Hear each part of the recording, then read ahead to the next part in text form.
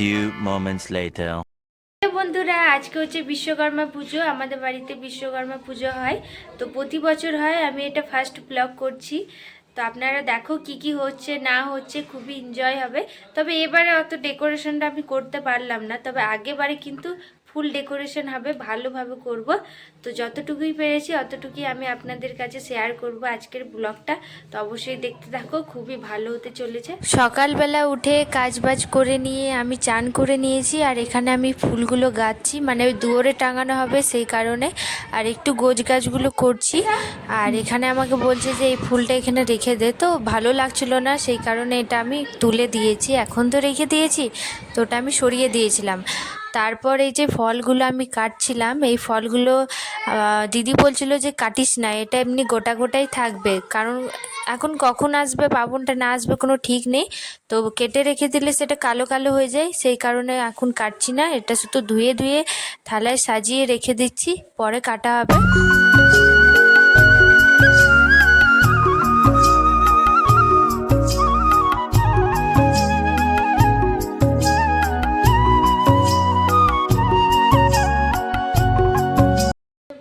এখানে ফলগুলো সব ধোয়া সব হয়ে গেল। এই ফলটা আমি কাটবো না, এটা পরেই কাটা হবে। আর যেই কি বলে এটা, তরমুজ না আনারস যাই বলে, আমি নামটা অত জানি না। তো এটা কাটবে বাবা, আমি কাটবো না, কারণ আমি পারি না। তো এখানে সব রেডি হয়ে গেছে, তবে ঠাকুরটা কোথায় রাখা আছে সেটা আমি দেখাচ্ছি। এই যে কি সুন্দর লাগছে না। তো এখন আলপনা দেওয়া হয়নি গো, আলপনাটা দেবো পরে। আর এই যে ভালোভাবে সাজিয়ে নিয়েছি, আর এখন বানাবো যে পাড়ার ছেলেগুলোকে প্রসাদটা দেব।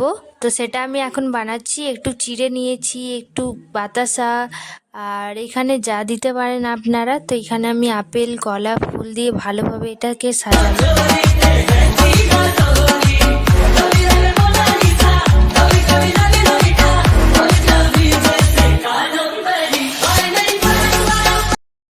এটা আমার সাজানো প্রায় হয়ে গেছে। তো এটা সাজানোটা আপনাদেরকে কেমন লাগছে সেটা আমাকে কমেন্ট করে জানাও। এটা খুব ডেকোরেশন হয়, খুবই ভালো করে হয়, তবে এত কিছুটা আমি করতে পারছি না।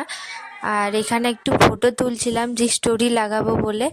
তো আমাদের এটা গুছানো হয়ে গেছে সমস্ত কিছু। এখন বাজে 12টা 10, এখনও বাবনটা আসেনি। আসলে বাবনটা একটু দেরি করছে, ফোন করছি তো ফোনটা নিজের বাড়িতে ভুলে চলে গেছে। তো যাই হোক, বাবনটাকে এখন ফোন করা হচ্ছে, কখন আসবে না আসবে সেটা দেখা যাক। তো তারপরে আমি দেখাচ্ছি বাবু। এখন এই সবজিটা আমি দেখছি, আমাকে মা বললো যে সবজিটা দেখ হলো কি না।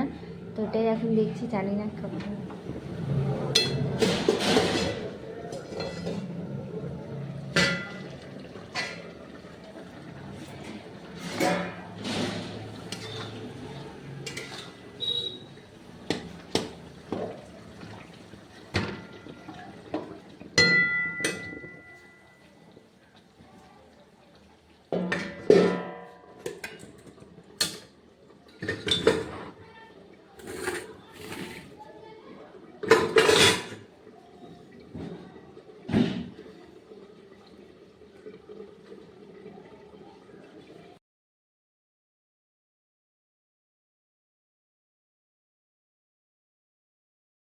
এখানে আছে আলু সেদ্ধ। আলু সেদ্ধটা বাবার জন্য, বাবা নিরামিষ খাবে, কিন্তু আমরাও নিরামিষ খাবো, বাট এটা একটু আলাদাও বলছে, আমি আলু সেদ্ধ খাবো সেই কারণে। তো এখন যাচ্ছি দুবরি ঘাস তুলতে, আর ওই যে মাঠেই আছে ওখানে তুলছি, দুবরি ঘাস তুলতে যাচ্ছি।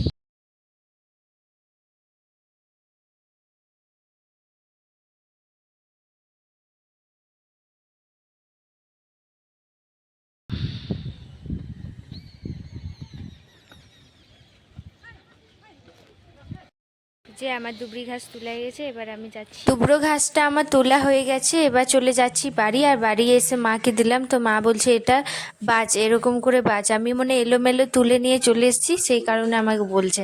তো আমি রেখে দিয়েছি, এটা পরে করব। তারপর আলপনাটা দিচ্ছি এখানে।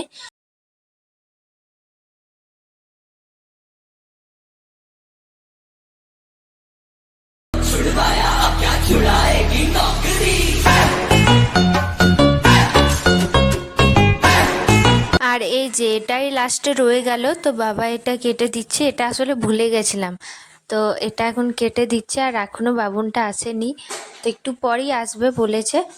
তো এখানে কি সুন্দরভাবে সাজিয়েছে। ফার্স্টে যে আমি সাজিয়ে সেটা বাবা সব সরিয়ে ভালোভাবে এই যে সাজালো, বলছে এরকম সিম্পল সাজা, ফুল টুল দিয়ে এটা কিন্তু হবে না। তো এখানে ফাইনালি বাবুন চলে এলো, আর আমাদের পুজোটাও কিন্তু এই কমপ্লিট হয়ে যাবে। এই মন্ত্রটা যখন পড়ছিল ঠাকুর মশাই এত ভালো লাগছিল না, ভীষণ ভালো লাগছিল।